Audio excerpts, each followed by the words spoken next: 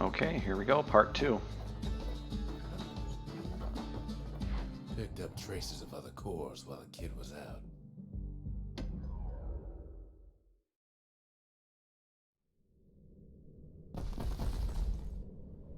In better days, the melting pot was sealed tighter than the skin on a squirt.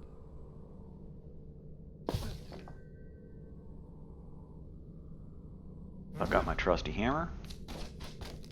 This repeater. And level 2. Of all the plans to survive the calamity, it had to be stab weeds. Blasted things hurt like a broken heart.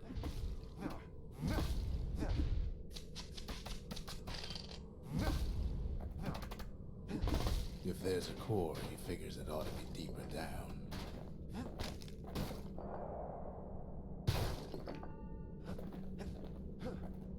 That's what I'm looking for.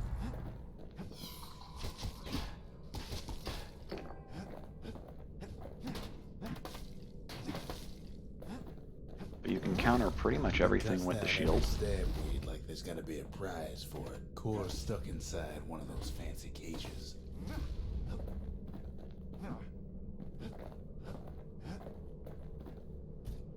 He throws a switch. Now what could possibly go wrong? Quite a bit, as it turns out. The cage starts lifting from the core ever so slow. All Kid can do is wait. Shipments start falling in.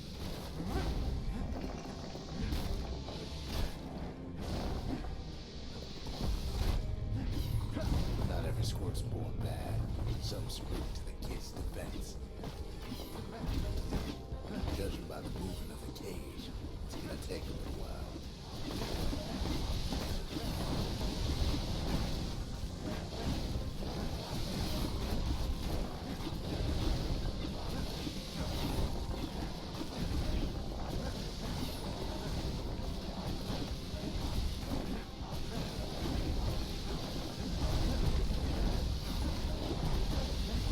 Scumbags don't take kindly to interlopers.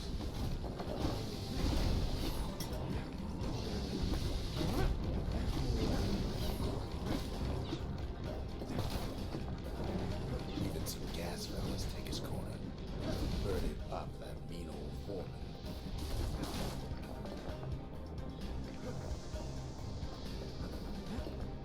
At this rate, maybe 5 more minutes, maybe 30, hard to tell.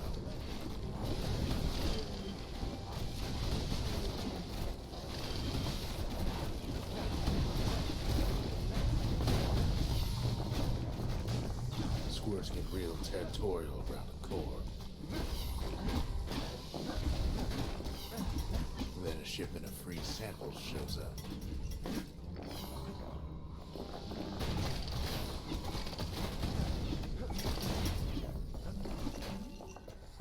Some of the stuff lying around is downright dangerous. One thing's for sure, that cage is awful heavy.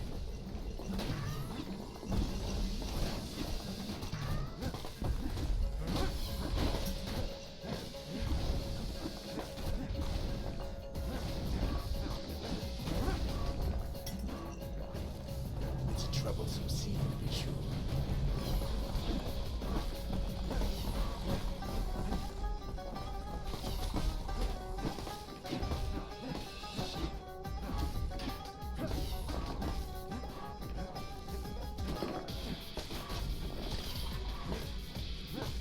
A few moments left, and the core goes free. 10, 9, 8, 7, give or take a few seconds. Finally, the core's within reach. And done. He's got it. Just gotta get to the nearest barge.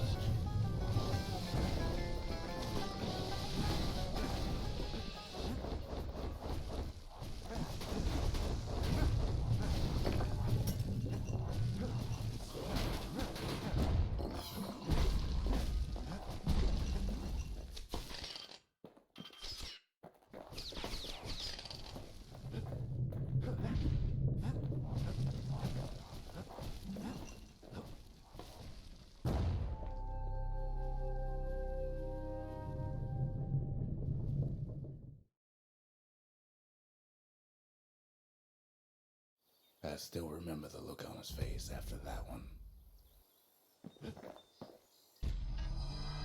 The old world's finished, but the new world's just getting started.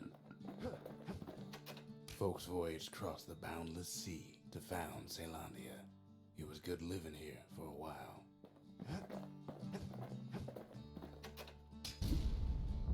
Makes time to sample spirits from my personal supply.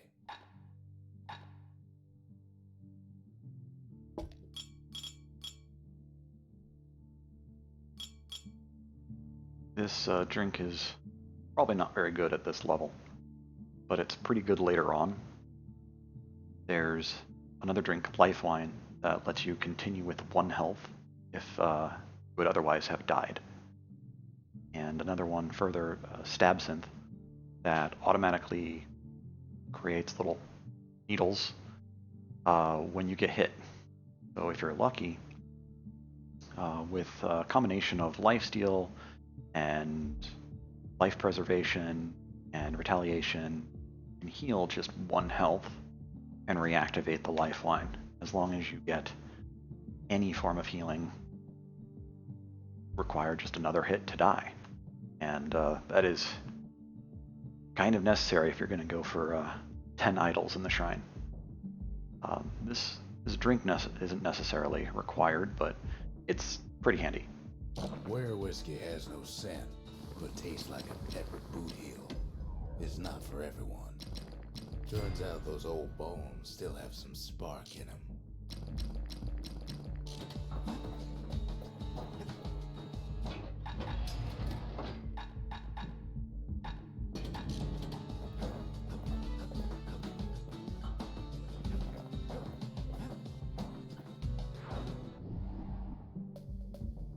If you're not going for 100% completion, like challenges and such, then the game is relatively short. It did come out in 2011, but I feel like it's pretty packed with content. Couples used to walk the sundown path. Kid ain't here for pleasure, though.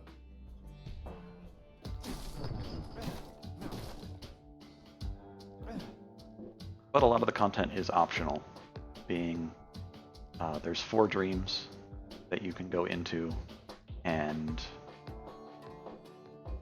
part of them are required for base gameplay, but you can go back into them over and over to grind levels, grind money, and challenge yourself. But then, somebody gets to the core before the kid. The floor starts giving way under the lightest step. A single panic squirt could bring the whole place down. Fragments of the old world rain from the sky. Stray valuables are lying everywhere. Kid thinks twice about risking his hide for them. Security's all fired up.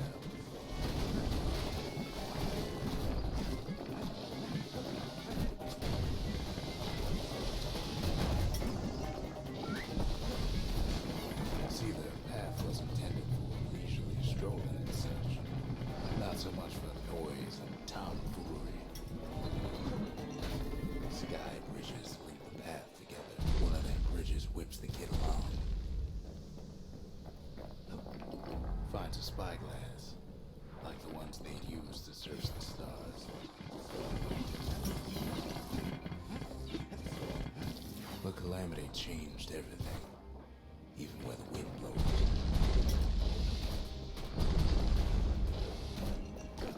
Well, if we mastered the winds in the old days, we can do it again. But the question is, who else could have taken the core? Well, ain't no survivor stole the thing.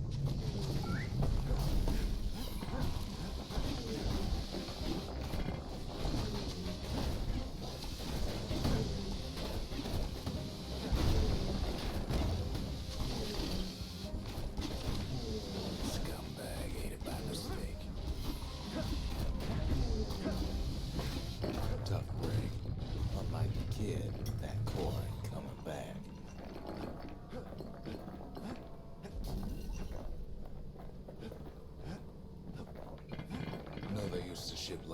missions down the path.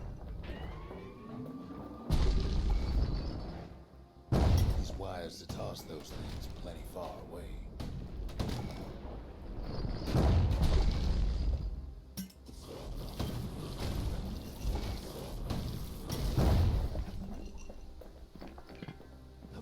Even gas fellas need some shut-eye from time to time.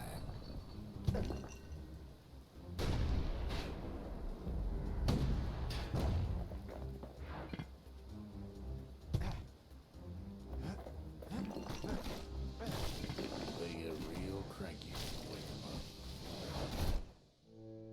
In all this toil, Kid keeps coming back to an overwhelming question. Who else could have survived the calamity?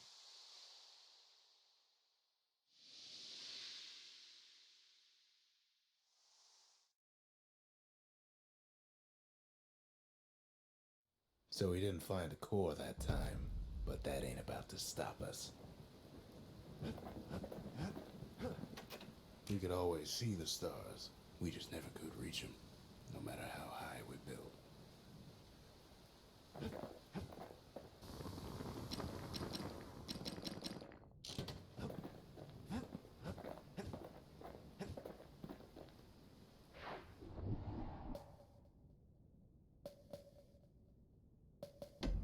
I'm just going to keep going with the story.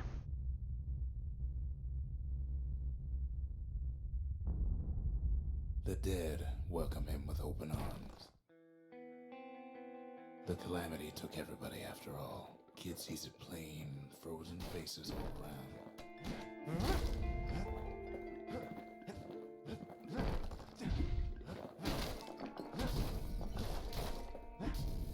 These folks never saw the calamity coming, but someone did. Someone close. Someone who ain't like Mr. Begley and his kindly wife. It was someone like him. It's a snag or two trying to get to him. He ain't about to stop, no matter what.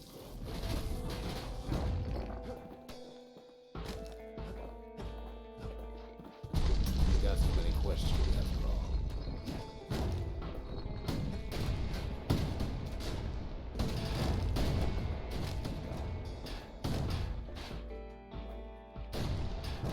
Just ain't got time for answers.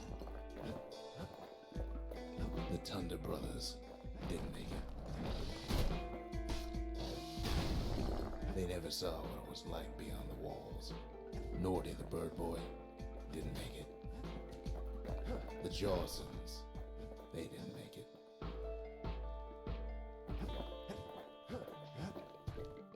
Grady Sr., Grady Jr., they didn't make it. But him, he survived.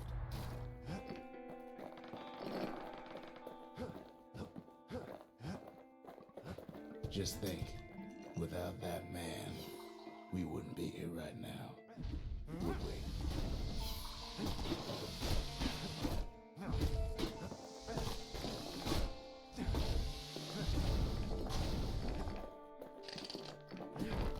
Kid does what he has to do.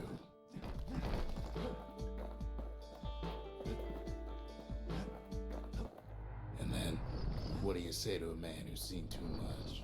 Kid hasn't a clue, but he says this. We have to go. Please.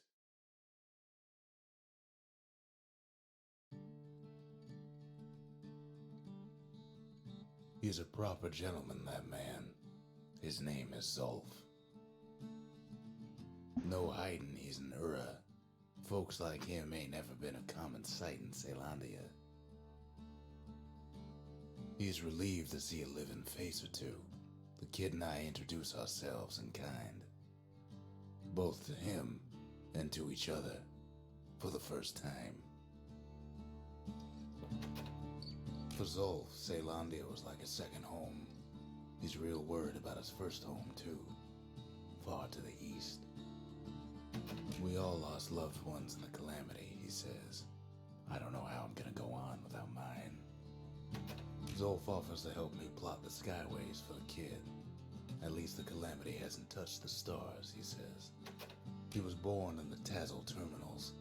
The Ura sent him on a mission of peace to our city, and he's lived here ever since.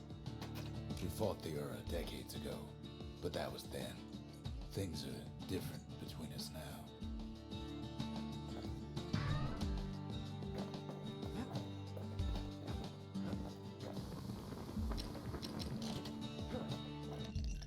Squirt cider will toughen you right up. Too bad about the musty aftertaste. Right.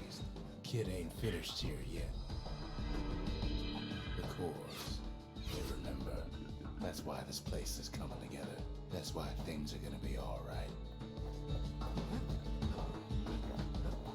Well, look what we have here. So the Lost and Found is your basic shop. Allows you to buy various upgrades at certain points in the game. Secret maneuvers, special maneuvers that you can get, as well as the upgrade materials. While the Memorial gives you little achievement quests that give you money to upgrade and buy stuff. So without the upgrade materials, the Lost and Found is probably the better option. The Lost and Found. Here, kid takes fragments of the old world and makes them whole again. Oh yes, it also sells some spirits. So Stab Synth is the one that sends out spikes when you get hit pretty good later on. Probably not so great right now. Bastion Bourbon. So you heal, I believe, 50% of your max health every time you drink your health tonic. And this makes it 100%. There is another drink that gives you lifesteal, and while you have that equipped, your other healing is reduced by 2/3. So this is very helpful to keep your healing at least marginally better to pair it with that. And that's true with a lot of these drinks. There's a lot of drinks that kind of have a negative effect with a secondary drink that kind of offsets that negative effect, such as minus 10 health and plus 10 health, or minus 1 life and plus 1 life. But this takes up a lot of space in the distillery. So if you can do without them, other things that'll make you stronger potentially as well.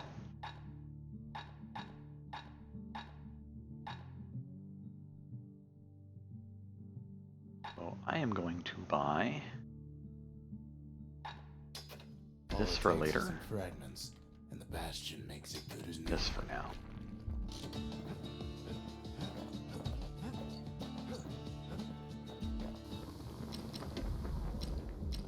That ought to make those fangs sink in nice and deep. So the repeater's not the greatest weapon, but I like using it early on because it's really good early on, I guess. We tracked down a couple more cores near the edge of the city.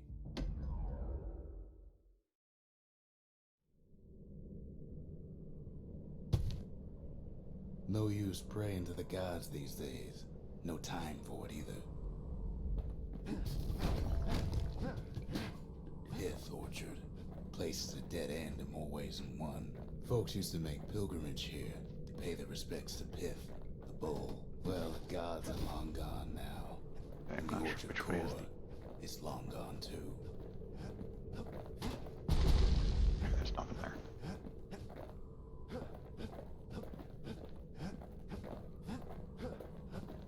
Well, no use turning back just yet. Pith stood for something once. Something real. In time, though, the bull stopped being a symbol and started being decoration.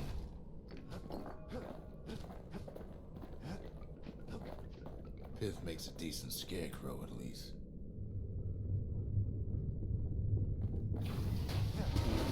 Then Pith lights up like a rodeo.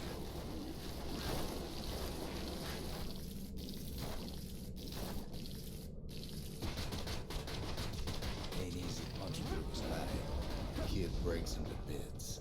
Must have been guarding that shrine. Sometimes you can kind of face tank enemies, other times you against So them. what'll it be? Invoke the gods, or tell them off? Pith.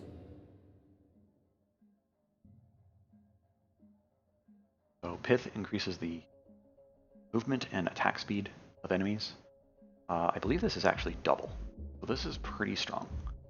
And then I am currently playing a mild modded version of this game of my own making.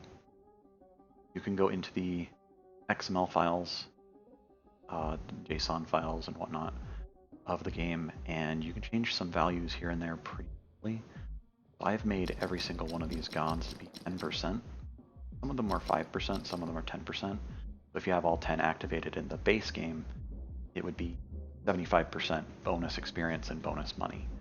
But my version increases that to 100% instead of 75%. It's not significantly meaningful, but having played this game in preparation for this videos on YouTube, I did this to kind of speed up the pace a little bit, and because it's actually pretty hard to actually run 8 or 10 gods until at least New Game Plus. So 2 of the gods are actually limited to New Game Plus, and a couple of the drinks are also limited to New Game Plus. And depending on what you're trying to upgrade, some of the upgrades, some of the weapons aren't going to be fully upgraded if you miss something in a level, or if you just don't have enough money to buy it, which leads to a situation of time consumption more so than skill.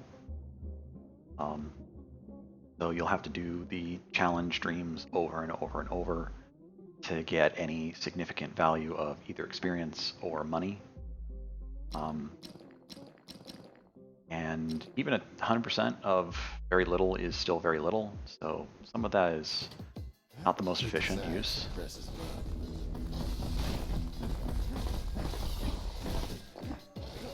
Well, if the gods are alive, they must be plenty sore. And to be clear, that's probably one of my biggest complaints. Really kind of my only complaint-ish, is that the shrines are maybe a little weak in their rewards. But then I think the idea is that they're meant more as a challenge than they are meant as a reward. But other than that, I think there's one drink that's a little out of place. It's not very good. There's a couple enemies that can kind of get annoying, but otherwise I give this game pretty much a perfect score. I'm not saying that the game itself is perfect, but that the game itself it feels good, it's fun to play, it's got a good aesthetic, it's got something unique to it, like, this is not to say that it's 100% on Steam or 100% on Metacritic or whatever, or that it deserves that necessarily, but I don't reserve a 10 out of 10 or a 5 out of 5 for, quote, perfect games.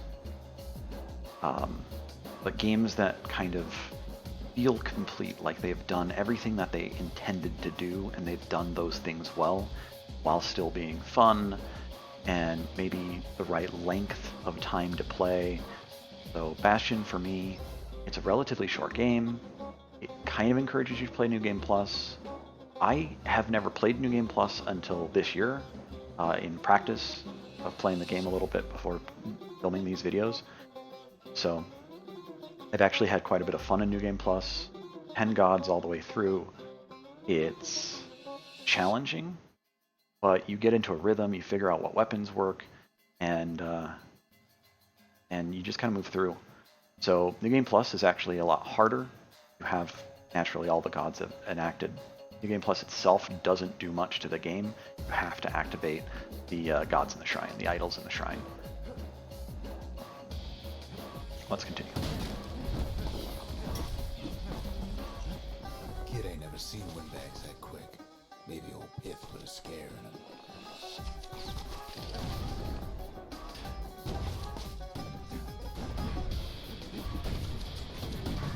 Gods ain't gonna catch you if you fall.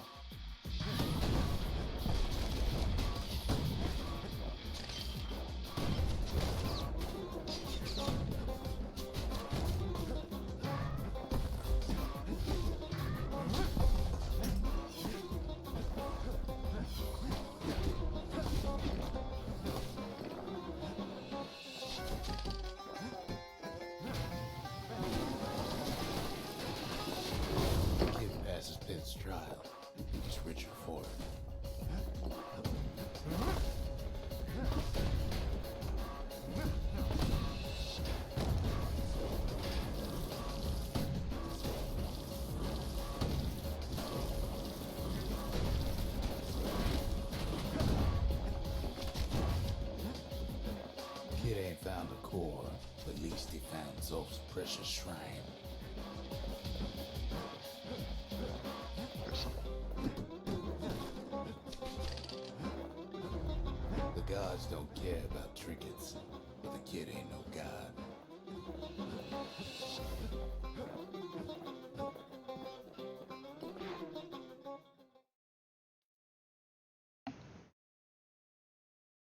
Now we can build a shrine of our own, though I got some alternatives in mind. Zolf doesn't touch the thing. Says the god of commotion is no children's toy.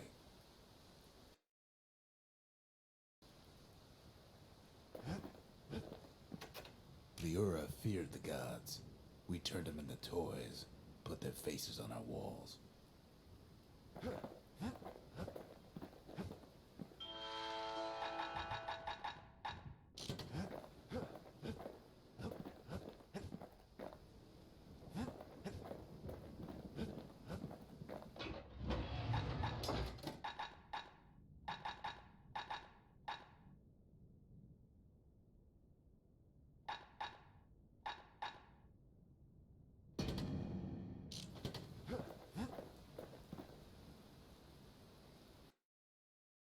So this special that I've equipped is relatively simple. It's maybe not the best, but I find it kind of quirky and fun to use here and there. It summons a single squirt, and all allied units in various situations within the game actually get all the bonuses of enemy units from the gods. So they'll attack and move faster, or they'll have extra health or whatever, the chance to block an attack, things like that.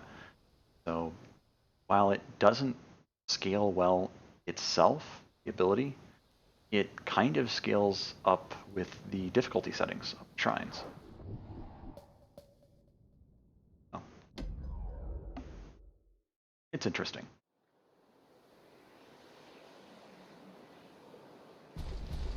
There's only one way to Cinderbread Fort. The hard way.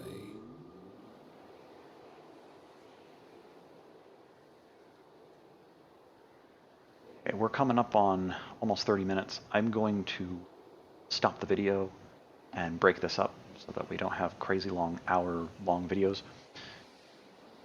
So see you in part 3.